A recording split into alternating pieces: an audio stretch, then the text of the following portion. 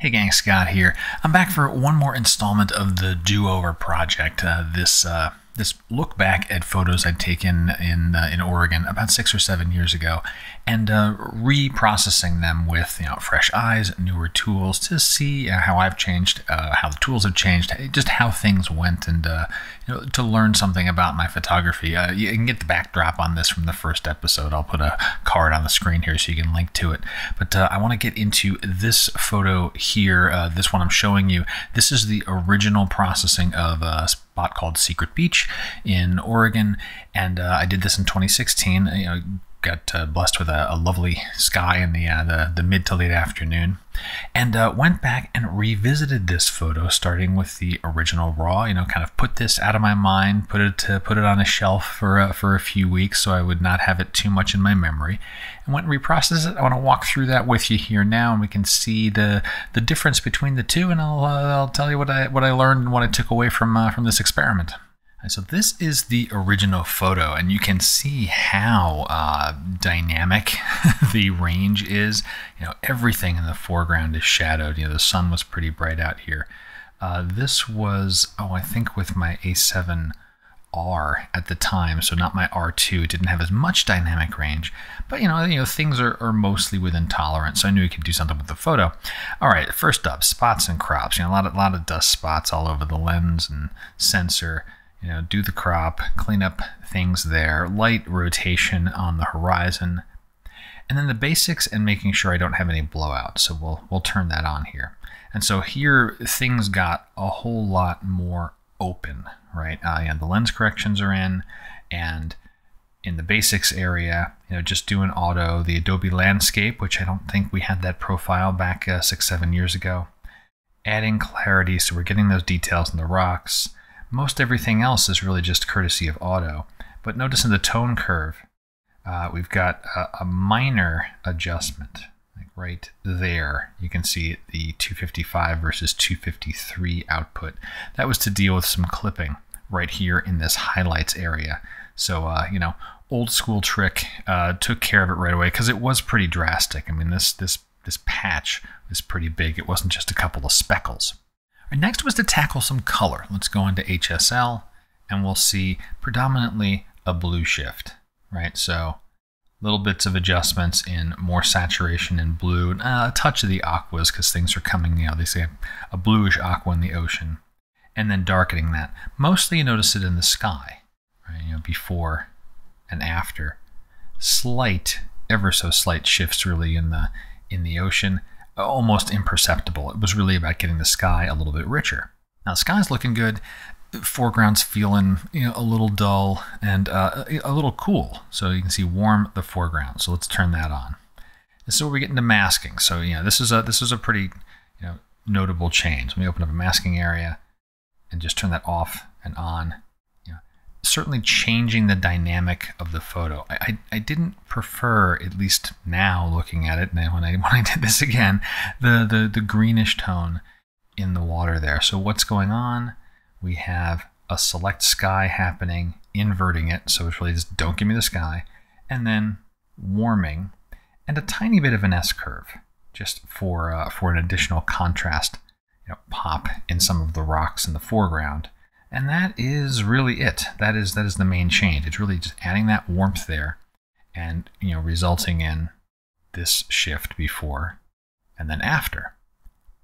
Now to get to really making the this is like at this point in your processing, you're kind of like I'm 80 to 85% done with the photo, and I'm dealing with the last 15% and fine tuning things. And in seascapes for me, that's going to be what do I need to do with the rocks? What do I need to do with any other, the individual elements of the photo, not big regions like foregrounds, backgrounds, and globals.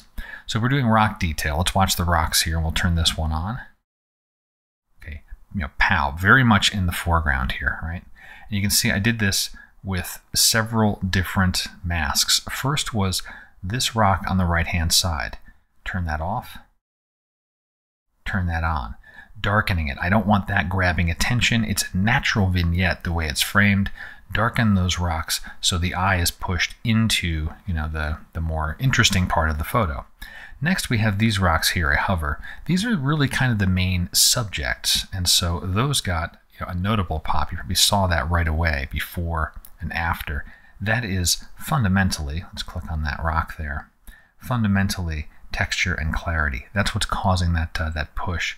And I did add a touch of warmth there. But you can see how I built the mask up, right? It was like I gave subject a shot to see, what would subject do, and it picked that rock out there. I was like, okay, that's fine, and then used the object selectors to add in and build up everything else, and then do a little cleanup to add in a bit more of this this particular subject I wanted.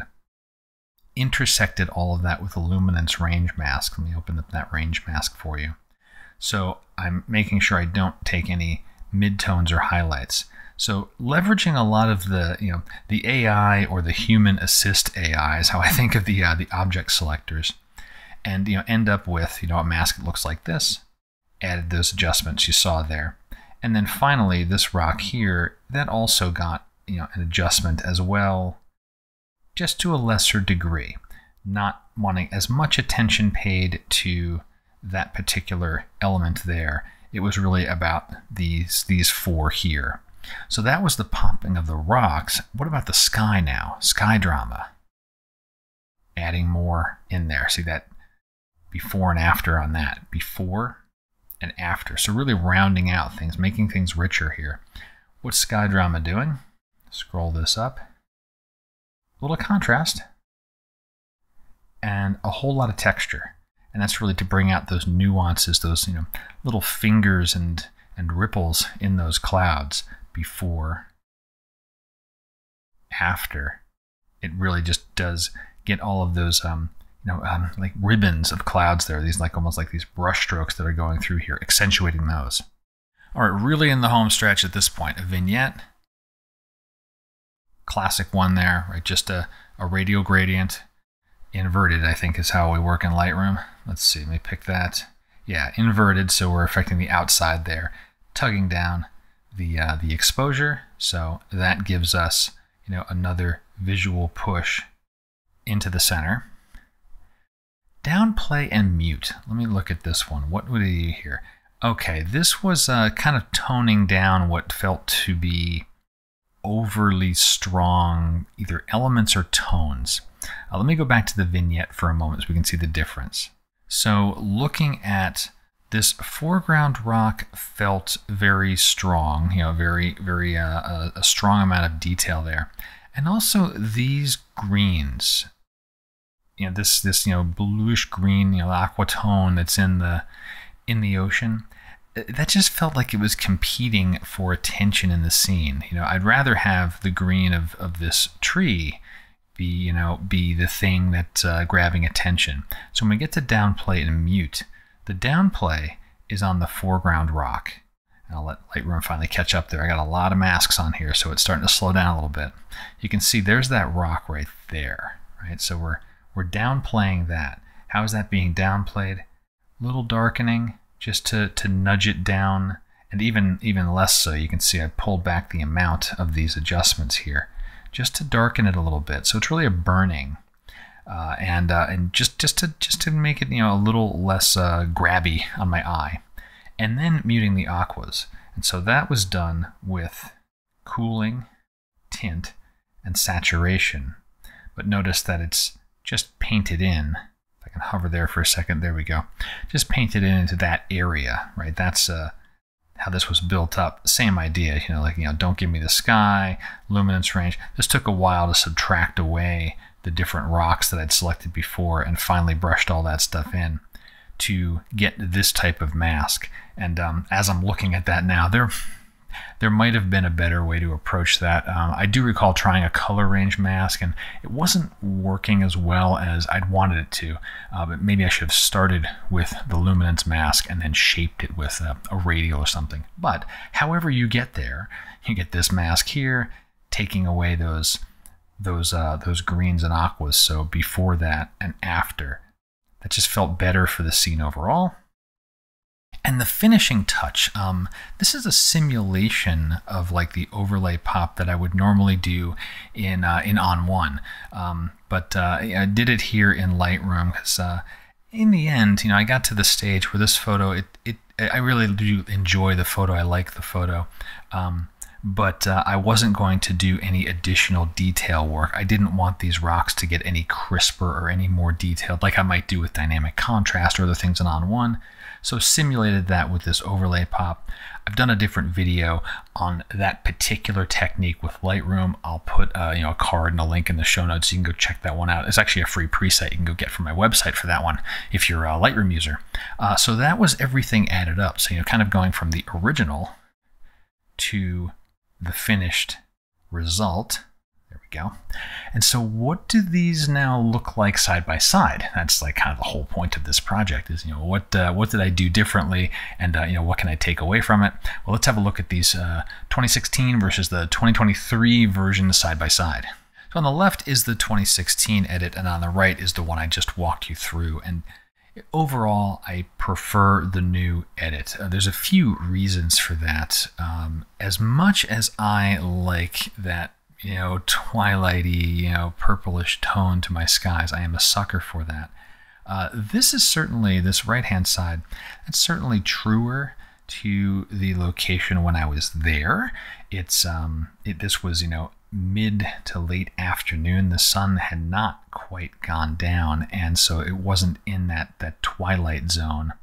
But really, what I'm gravitating toward is that I've done a much better job in the foreground. This is just overcast, dingy. It's just it's almost a visual void. The shapes are here. Obviously the shapes are here. The land masses, those are the same, but in the right-hand side, they occupy the story of the photo. And that's ultimately, this location, Secret Beach, as wonderful as that sky is, the story of that location is, what makes it unique is these particular, land masses here. This sky, would have been seen in a bunch of different places all along this area of the Oregon coast, on that day.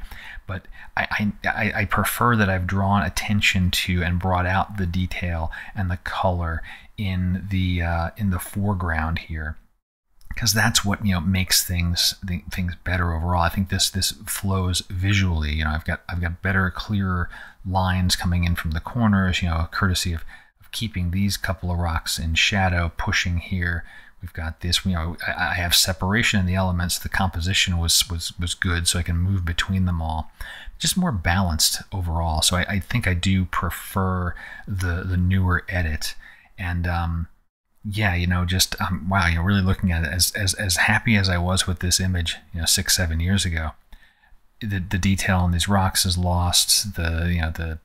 It's just too much in shadow, and there's too much of a. I guess I might have leaned into the twilight a little bit too much. This is very, very blue overall.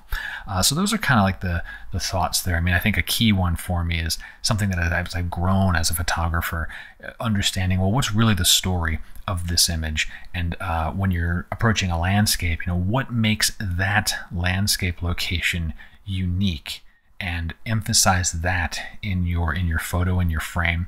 It should make you a stronger image. I hope you enjoyed this series. If you got questions, please drop them below.